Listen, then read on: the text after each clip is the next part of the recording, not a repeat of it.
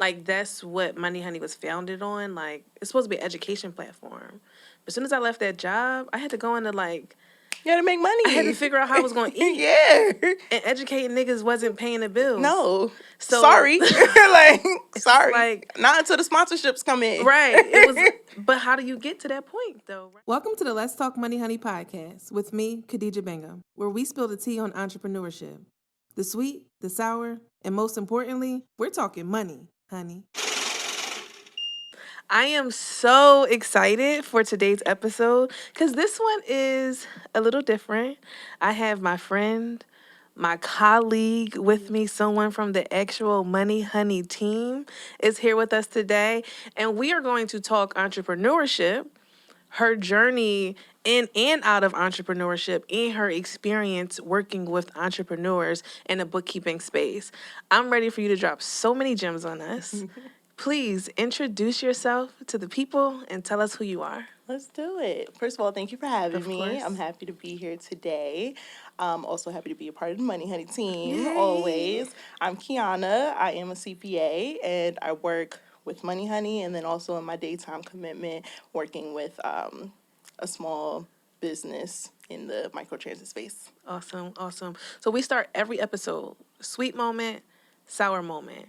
I'm going to leave it to you. You can give us a sweet moment during your entrepreneurship time frame, sweet moment, and 9 to 5. Up to you. The floor is yours. Okay, I'm going to do a sweet moment for my entrepreneurship. Okay. It's the impact for me. I've had amazing conversations with Black women specifically, helping them essentially gain confidence over their finances and in some cases independence in their finances too, just by building their own specific financial plans and just getting them comfortable and intimate with their finances. So always getting the feedback on that. Even just years after our conversation, I recently had someone reach out to me like, hey, remember that conversation we had, that plan we put together? I worked it and this is where I'm at now. So it's always going to be that for me. I love that. That seems like a recurring theme. Another guest literally just talked about how they had a conversation with someone and it came full circle years later. Yes. And it's just you don't realize that, like, the impact that you have on people. Now you got me thinking, like, am I saying good stuff these days? Because I need to make sure in a couple years No, from it's gonna now, run back. good stuff is running back It's gonna to run me. back. It's gonna run back. Trust me, it's gonna run back. All right, sour moment. Sour moment. I also do entrepreneurship for sour moment. Okay. For me, it was honestly content creation. I felt like everything had to be super curated at the time, and this was around 2019 to 2021. Okay. And specifically in my journey, I was coming home to myself. I was trying to be authentic. I wasn't trying to people please anymore, and I felt like curation was people pleasing for me. It was having these conversations of like, oh, are you sure you want to talk that way? Are you sure you want to be on camera without makeup? Are you sure you want to do this? Are you sure you want to do that? And I'm like, but that feels good to me. And I rock with what I'm saying. And it's like, So content creation for me at the time was definitely my sour moment. Damn, I just feel like you just smacked me in my face. Wow. Because I think that's where I've been struggling with content creation recently. It's like, people don't know. Like, there was a period of time, like, I haven't put out a reel in, like, months. And there's a lot of stuff happening in my life. There was a lot of stuff happening on social media. And I just was like, you know what? I need to step away from it. But I also was rethinking about how I wanted to show up. I'm like, oh, like, do I need to show up and be a bad bitch in every aspect of, like, in my stories, in my reels, in pictures? Like, because, like, more people were watching me that I, like, wasn't used to them watching, and not always with good intention. So I felt like I had to show up in a way. And as a result of it, I just didn't, or I've stopped creating. But you know what's crazy? I'm actually really inspired by you recently with your content.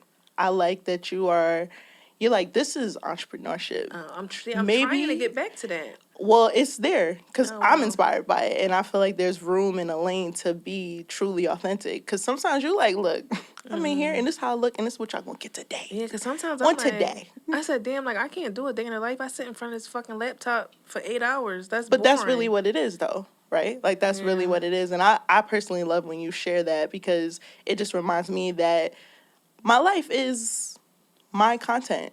Right. What I do, yeah, I do sit behind a computer all day. There's a lot going on behind this computer, but I do sit behind a computer all day. And it's okay for me to showcase it from that standpoint. If I'm curating a whole image, that is extra effort. Like, Yeah. and I just love that you have a balance between the two of them, at least from the outside looking in. That makes me really excited to hear because I tried, like, I did one reel and it was like, this week in my business, I wore all of these hats. I was a podcast host. I was a rap And I love artist. I was that. this. But it was a great week to do that because my week looked like that. Yeah, I get that.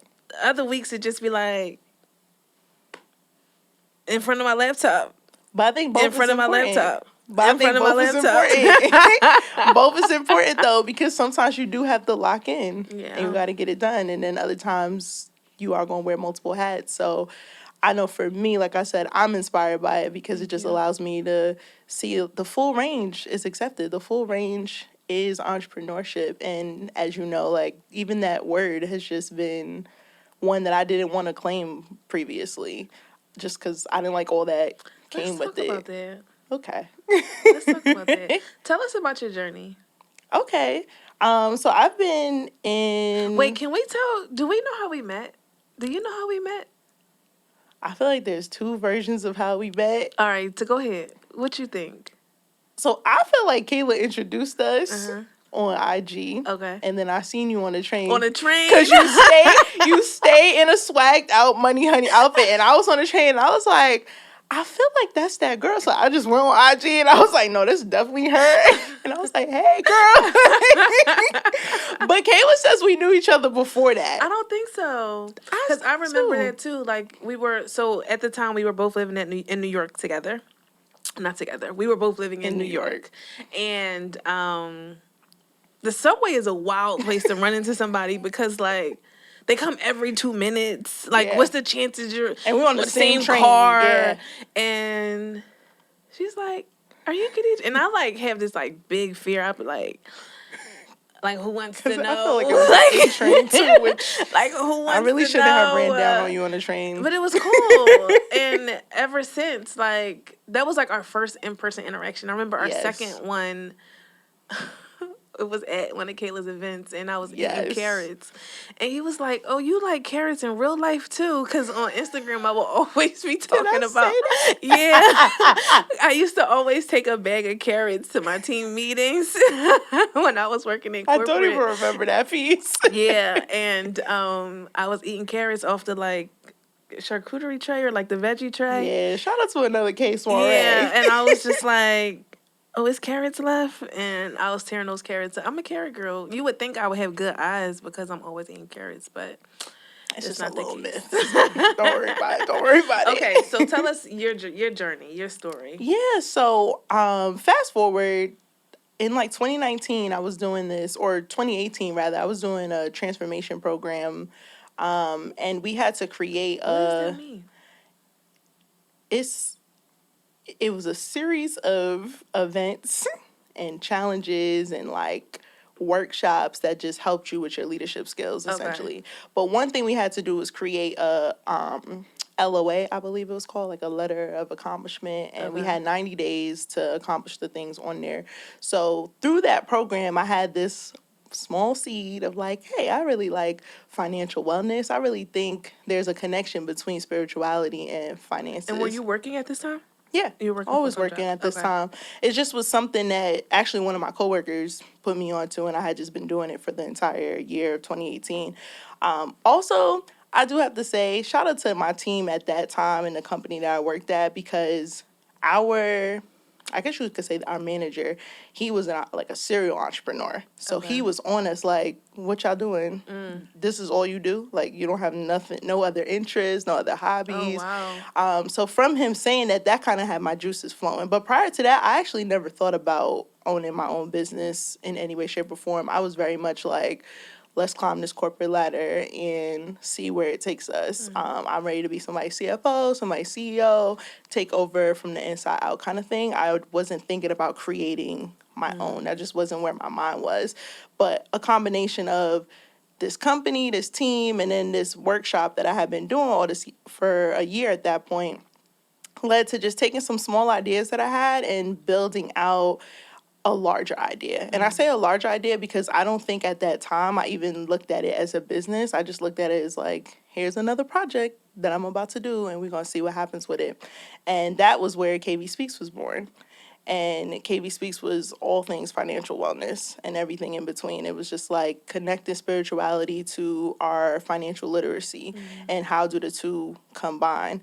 And it was fun. I had so much fun. I loved having consultations. I loved creating financial plans for people. I loved just how comfortable after talking with me about their finances they were. And were these personal finances or business This finances? was all personal at that time because at that time I was very exposed to financial literacy within our community. Through my corporate job, actually, I went to Belize for a week or two and taught financial literacy there to kids. Yeah, like cool stuff like that. So I was just very like, no, personal finance is the answer. It's the way, right?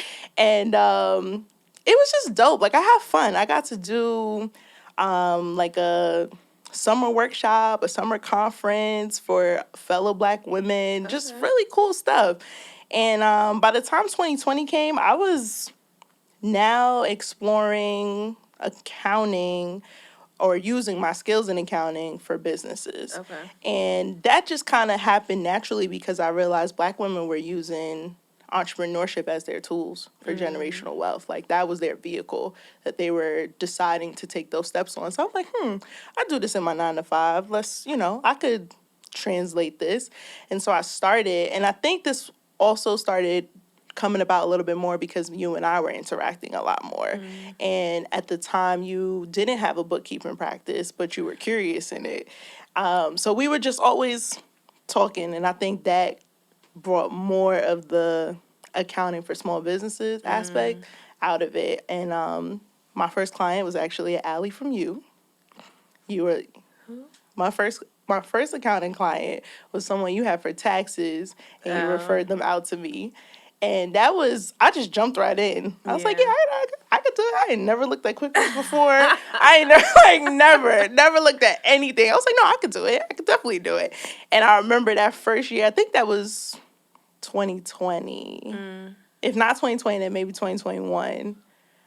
But that first year, I was like, I spent like 3 months cleaning up their whole financials for the whole year. And I was like, this is different, but I like it. And it was different from corporate because corporate has larger like ERP systems, excuse What's me. an ERP? Like an enterprise resource management team or system that allows you to see. You could take your CRM, you could take your accounting software, your project management, like you could put it all in one place.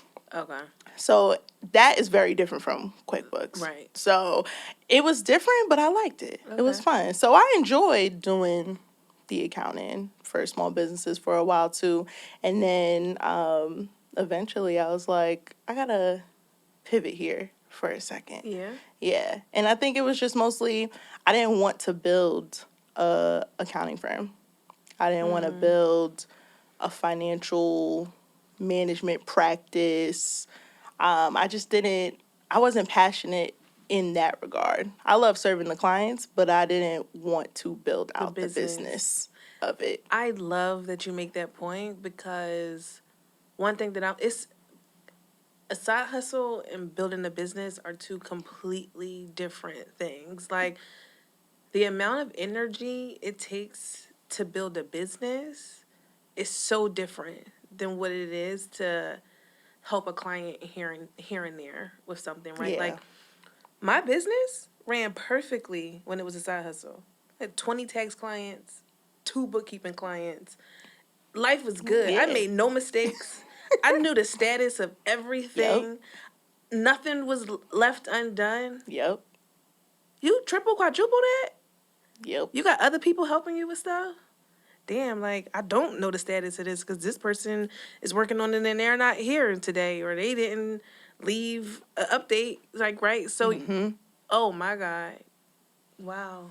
Yeah. It's And a huge difference. it's a huge difference. And it's crazy because I don't even think I got to the point of scaling that side hustle even to a business. I think so many people, again, were just like, hey, like, you're really good at this. You should do more. You should do more. And I was just like, okay. And as I was doing it, I was like, oh no, I don't like this. Like, I don't want this to be a business. I like it as a side hustle.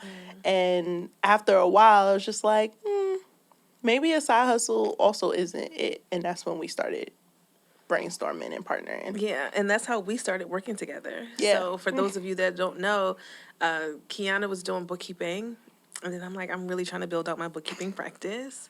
And I'm like, well, what if you just do bookkeeping under the Money Honey Yeah. brand? And last year, she kept asking me questions about taxes, and I'm like, how about I teach you how to do taxes? Oh, And yeah, she that's was how we like, started. okay. So I had her on the tax team doing taxes, like not many, but whoever, because when you're a CPA, so I don't know if we've ever broken down that Oh, that's acronym, true. Certified Public Accountant. It just means that like you took a lot of hard exams and you have some work Hard experience exams. and you went to college and you can call yourself a CPA. And there's certain things that CPAs can do that other accountants can't do. Right.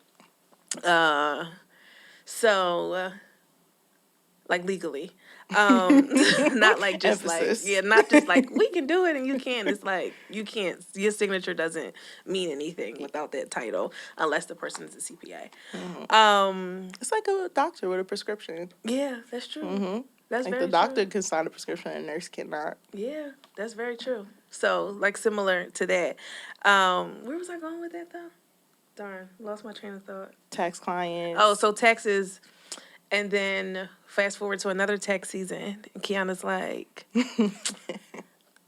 don't be mad at me, but I don't want to help you with taxes this year. Can I just do all the bookkeeping stuff and keep the bookkeeping off your plate? And I'm like, absolutely. That Because sounds one like a thing plan about to me. it, two things for sure, I'm going to know what I don't want to do Yeah. very quickly. Yeah. And that's important for me too as a person running a business, right? Like I have to put people in positions where they'll thrive and excel, Yeah. right? Unfortunately, when your business is small, you don't always have the luxury of doing exactly or giving everyone the role that's exactly what's like they're perfect at because we're small, right? And if I can hire 5 people to do 5 different tasks, that'd be great. But sometimes I only got 2 people and 5 tasks need to get done and we got to figure it Yeah. out. But it was perfect timing because I'm like, actually, yes. Like, I don't even want to think about bookkeeping. I don't even want to know how to spell bookkeeping. So, like, you take it, you figure it out, and I can focus on tax season, which is always important because, like, Yeah. we get a lot of money in a short period of time. It's such large volume during that time. So, yeah, that's how our partnership was born. Yes. And it's been great. I think Yeah. we, So, what are, expanding. like, your views on entrepreneurship now? So now I can say, and it's because I took time off. So in 2022, I took I intended to take 4 months. I was like, ooh, I'm on a self-sponsored sabbatical, woo woo. And then So, 4 you took months. 4 months off from you left your corporate job? Yes, left my corporate job. And that was before I say that. So left my corporate job. I intended for 4 months. I was like, after 4 months, I'll get back in the job market. I just needed a second to think. And I could not think in that role. How did you that I was prepare in. for that financially? You saved up for it? Were you already saving and was just like, oh, like I have enough money to take some time off? Or was it like, I'm going to start saving so that I can take some time off? What did that look like? No, I'm a stickler, so I'm always saving my money and for different reasons, but I had money saved to the side and I had no intentions of leaving my job. I definitely thought I could do both. Like, I can have this job, I can build a business, or I can have this job and then I'll save up my money, and if I want to leave to do the business thing, then I can. But what happened at the corporate job was just like it became too suffocating for me.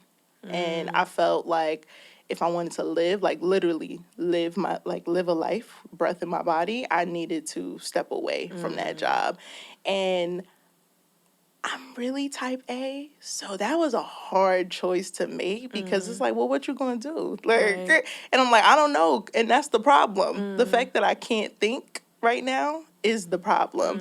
And so I start there because in that time off, what was supposed to be 4 months ended up being 9 months. And I don't know if you know, but 9 months without a check is a very tricky time. Yeah. A very tricky time. And in the beginning, I rested. I was like, let me just not do anything. And getting out the routine, I was like, oh, wait, I actually have mad time in the day. Like, let's see what I can do with my time. So I started exploring some other passions that I have around like birth work and being a Okay. doula and things of that nature, maternal health, holistic health, things like that. And I started to see a way to connect and combine what I like to do with accounting, supporting small businesses with that, and birth work. And I started to dibble and dabble in it, explore it a little bit. But then once I realized, like, oh, you about to miss your rent, you about to miss your student loan payment, like, you got to get some checks coming in. I was like, all right, I'm going to go back to the job force. And I just convinced myself that entrepreneurship wasn't an option once again. Like, literally But wrote it during off. that time while you were in sabbatical, were you pursuing entrepreneurship? I wouldn't say intentionally. I think I was just exploring my interests. Okay. But were you exploring your interest in a way to try and make money? No, So how could you write it off if you weren't even exactly. trying? Exactly. That was Oh. exactly, that was literally my experience. Like, I was just like brainstorming, you could say. And I was like, maybe I could do this. Maybe I can. And then I was like, nah, you need to go get a check. Go back to Yeah, corporate. that's Like, powerful get because not back. many people even have time to or have the opportunity to be able to just pull off. Like, I'm gonna just take 4 months off. Yeah, that 4 months turned to was 9 months, but unexpectedly. I don't recommend. I don't recommend. Like, I don't recommend that under any circumstance. But I do think that, or not even think, I do believe that leap gave me the courage to take other leaps, which now, to answer your question, I do feel very different about entrepreneurship now. I do feel that there's a certain ability, capability, and freedom that comes with entrepreneurship. I used to think of it like, you don't gotta work for nobody, you don't gotta answer nobody, but you may not have a check come in, things may get a little tricky. I used to think of it everything at a more like, cost. a little more scarce in a way. But now I'm like, I think there's power in taking something in your mind and bringing it to life, especially when it can benefit a lot of other people. Oh wow. I look at it more like obedience now. And so that's the season I'm in. Oh shit. Entrepreneurship is like obedience. Yeah, because at the end of the day, right, and I think I have this perspective now because I work for an entrepreneur. I work for two people, two college buddies who decided there was a need in their community and they created it. And it just so happens it's scaled and it's been around for X amount of time at this point. But it's still a small business. They're still Right. out here doing a lot of the same things that you and I talk to our clients about all the time, Right. right? And so from that, I'm just seeing that when you decide to create something, you're providing a solution to a Right. problem, you're answering a call. So that's obedience. And I feel now that there's some things I need to be obedient for. Damn, now you got me thinking like, am I solving a problem in my business? You don't think so? I know I am, but is that why I'm doing it? I don't know. Some days I wake up and I'm like, everybody needs to know about what I'm doing. Like people need this service. Other days I wake up and I'm like, my favorite part about being an entrepreneur is being able to give other people opportunities. So like people, I got a text message the other day and somebody was like, "Are you hiring?" I'm like, "Damn, like I'm building something that people think I'm hiring niggas. I'm not, but but like one day like I will be, right?" And I wonder if I need to shift my mindset a little bit more to be around, like I know what problem I'm solving, but I don't think I focus on it enough. I think it's a both and though, right? Because at the end of the day, you still gotta live. You still gotta That's true. have a life, right? So there are going to be times where the focus is, no, I got to make money. Yeah.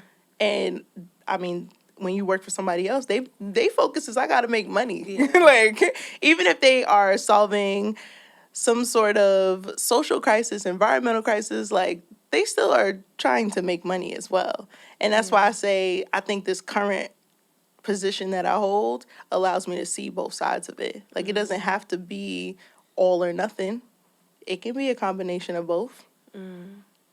Yeah, that's true. Because I've been telling everybody I'm excited about having the podcast back because what people don't know is that Let's Talk Money, Honey actually was an Instagram live segment years ago.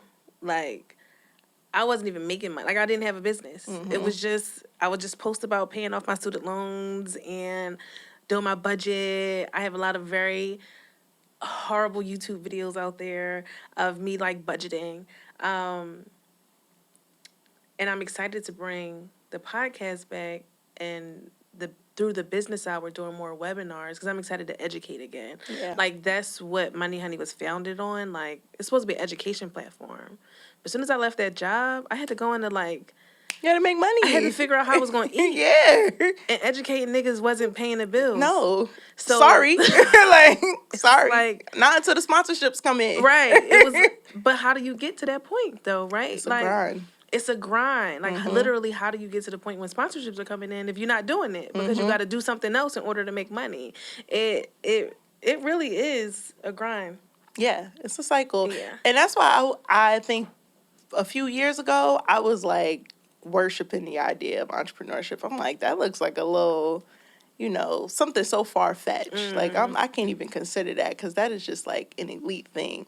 And then I realized a lot of people are out here being entrepreneurs, especially once you move into working in the startup space. Yeah. Like, not old corporate, not you working for Target corporate or, the public accounting firms, not old corporate. But when you're in the startup space, those are entrepreneurs Right. that they just make a little more money right now. Right. Right. So seeing that, I'm like, oh, this is attainable. Like, Yeah. this is accessible. And it's a very similar, I feel like it's a similar cycle. The reward is just different than when you work in corporate and you're trying to climb the corporate ladder. I love that. I'm gonna switch gears a little bit. Yeah. So Let's do it. I know, but I don't know if it was clear here that you've worked for 2 startups at this point. You've worked with me. That's 3. And you've worked with small business owners on your own. So you have a lot of experience with just working with small business owners in general. I love on it. the accounting side. I love it. So every episode we do a money moment. So I'm not going to ask you about money questions as they relate to your entrepreneurship or your 9 to 5, but more so frame them in like what are top money things that small businesses should be thinking about. Ooh, yeah. Especially considering you've worked with startups who have had seed funding, who have raised money from investors. You've worked with businesses who completely bootstrapped, which means they just put all their own money into it. You ready? Sometimes those are a little more fun. Yeah. Those are a little more fun. Yeah. I will say, before you get into that, the one thing that I have realized working on the spectrum of startups, they all got the same issues. Really? Yeah. Whether you on your second round of funding or you're just getting started, bookkeeping is an issue, capital is an issue. It don't get easier? I don't know if it gets easier. Maybe the reward increases, but the issues are the same. Like, the issues are definitely the same. But that's why I love working with you and with our clients, because we really are trying to position them in a place where this won't have to be a problem. Like, if there's one thing on the back end, your accounting won't have to be a problem if you start a little early. So Right. I love that part. I love that. So I got 6 questions for you. Let's go. I'm gonna do a rapid fire. If you feel like it's not rapid, it's okay. Okay. You can elaborate. 1. What are the top 3 metrics small business owners should be looking at in their business? Okay. Financial metrics. Yes, revenue or your sales. You got to know how much your products or services are making, for sure. And then I would go into your margins. And What's by that margins, I mean how much from your expenses, what's the portion of that that covers your revenue, or your revenue that covers your expenses. So if your marketing is 70% of your revenue, meaning every dollar of revenue or sales that you make, 70 cents is going to marketing, your marketing strategy probably needs to be reevaluated because it's costing you too much. It's not bringing in enough money. And I think your margins can go all the way down your P&L. You can look at it from a growth standpoint, like my total expenses and my total revenue, or you can go expense line by expense line. But this helps you to see like what's working and what's not working from what I'm spending my money on and what I'm bringing in. And I think that gets founders excited because it takes them back to their zone of genius while looking at the numbers. Okay. Because you can correlate with your strategy on that one. And then the last one, simply just knowing where your cash position is and knowing How much money you got? Yeah, because the income statement is not telling you how much cash you have. Yeah. So head on over to the other side, the other financial statement, which is your balance sheet, and find out what your cash position is, and know with how long that number can last. Yeah, how long that number can How last, I long think can is that so number last? important. Like, do I got enough? Like, if I don't earn another dollar, when When will this run out? when will this run out? Yeah. Yeah, I think that business owners should definitely know that. Yeah, those would be my three. Two, how often should business owners be reviewing their financial statements? At least monthly. Okay. But if you are a little more bootstrapped, like you said, you DIY, you can go with quarterly. If you're doing it by yourself, I suggest at least twice a year. Have a CPA come in, look at it, make sure things are copacetic, but at least monthly. Okay. I like the at least monthly thing. I think if you're a small business owner, on a quarterly basis might be too long. It can be, but if Yeah. things are static Yeah. and they're pretty consistent, you could probably get away with quarterly. But that means I would say you have a tight ship. Yeah. Like you run a tight ship. Yeah. I embarrassingly, I have gone months without looking at my financials, but I have always looked at my bank account, obviously, because I got to know, got to pay people stuff. And I haven't always, on my monthly basis, like I should, and like how I provide my clients their statements on a monthly basis, haven't been doing the same for myself. And I don't want to say, and I'm doing fine, but I could be doing better if I was more cognizant of what they looked like on a more frequent basis. Yeah, I like to say it's an intimacy, right? Like you Yeah. have to, it's the same thing with your personal finances. You have to want to see what's going on in there to know how to strategize to go Yeah. forward. So monthly is really good because you're going to see it rather quickly. Quarterly, it might be a little far out. You might have missed some things. It's too late to change a few things, Yeah. but you can find your balance between 1 and 3 months. Yeah. I would shoot for 1 month. I like that. What's your favorite financial statement and why? The balance sheet. Really? Yes. Wow. I know that the income statement is like the one that everybody loves to talk about because it's like, how much profit did you make? How much revenue did you make?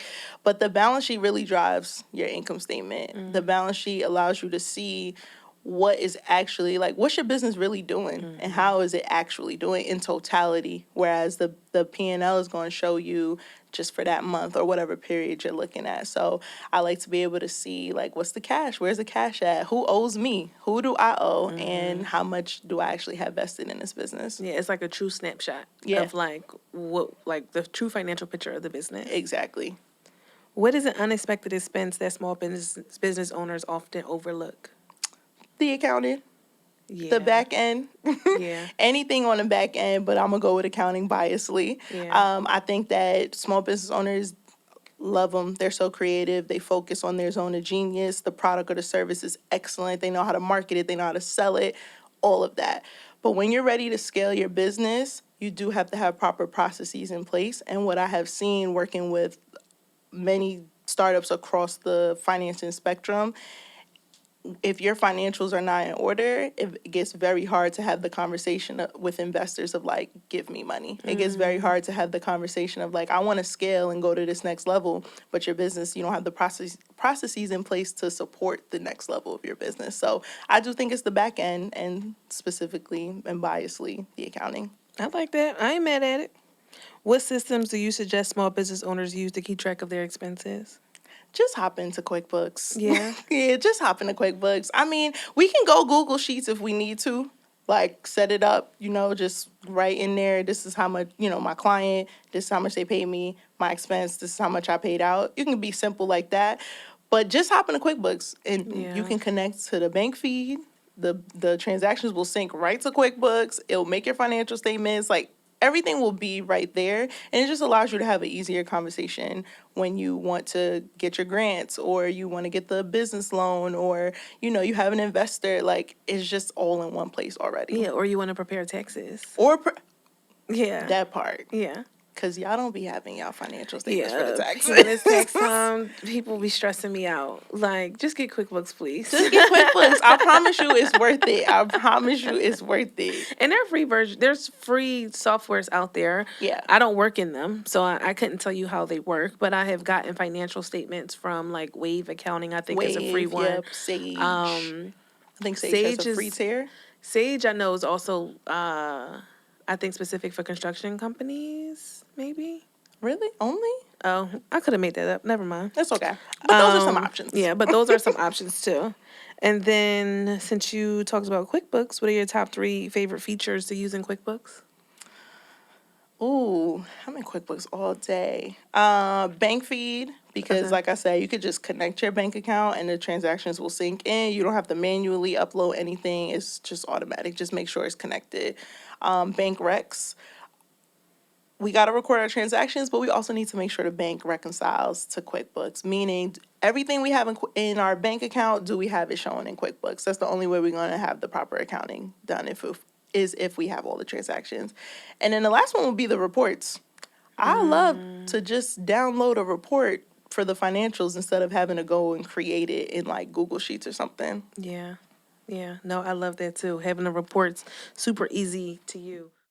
Are you a small business owner and you struggle to answer some of the questions that I just asked during the money moment? Great news, you are in the right spot. My firm, Money Honey Financial, we have bookkeeping solutions for every budget. So whether you are a seasoned business owner and you're just ready to completely outsource bookkeeping, or you're just getting started and you need someone to help you set up your QuickBooks, we have a solution for you. So head to my website, www.moneyhoneyfinancial.com/bookkeeping so that you can get started today and you can have better money moments. What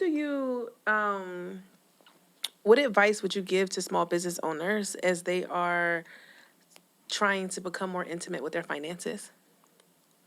Don't be afraid to look at it. Don't be afraid to open up your bank account and just see what's going on. Don't be afraid to hire help for it. You don't have to have a monthly retainer with someone, but you can seek the consultation and just Yeah. have somebody look at it just to make sure that things are going well. Because again, you can have the best service, the best product, and it can be doing well. The money can be coming in, you can be getting customers, all of that. But if the management of the money is not appropriate, if the recording of the transactions are not appropriate, you can run into trouble later down the road. So it's like, I know that money can sometimes just be a hefty task, right? Especially when, you know, especially if money's not your thing, numbers is not your thing. Yeah.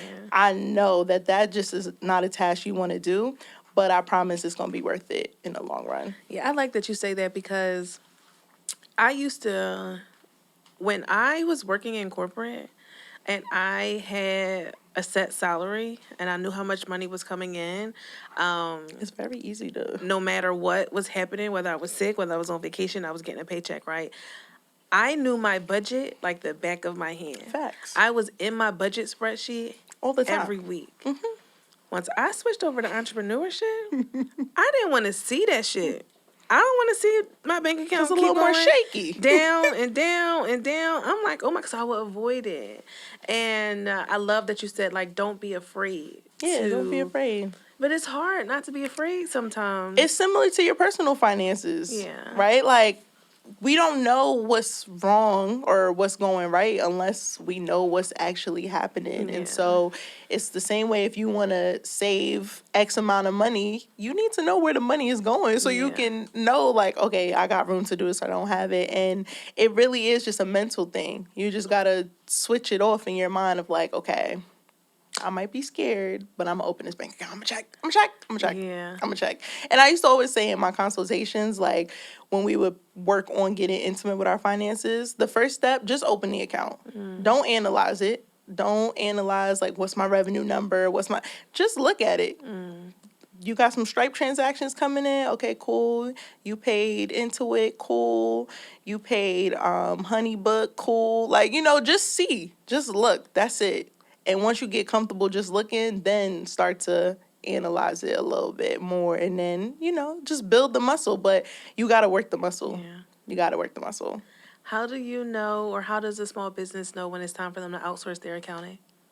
Honestly, when you don't want to do it. Yeah. Yeah.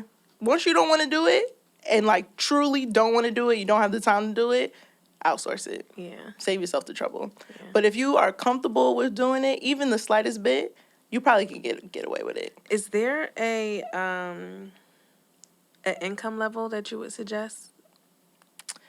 No, because I've seen businesses be at like hundreds of thousands of dollars and be able to keep it in-house.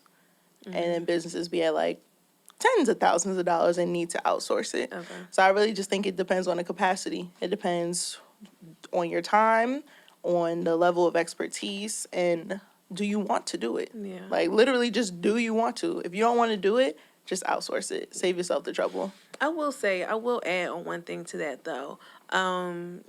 If your bookkeeping requires adjustments, so like if you like an accrual? have payroll, Yeah. and that's a good adjustments one. need to be made, if you honestly like, I know you mentioned Stripe earlier, like if those Shopify. things need to be grossed up, Shopify, and you don't know how to do those, check out our webinars because we will be providing That's a lot good of point. key information on like how to do it, but it's not as straightforward as people think.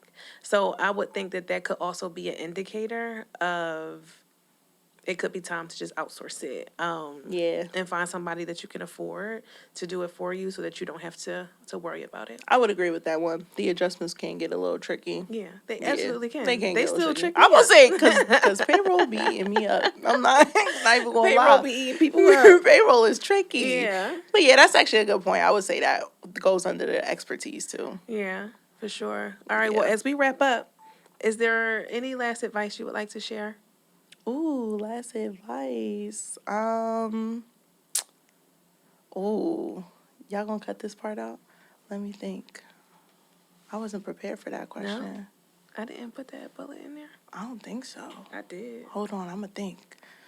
On any realm? Aspiring or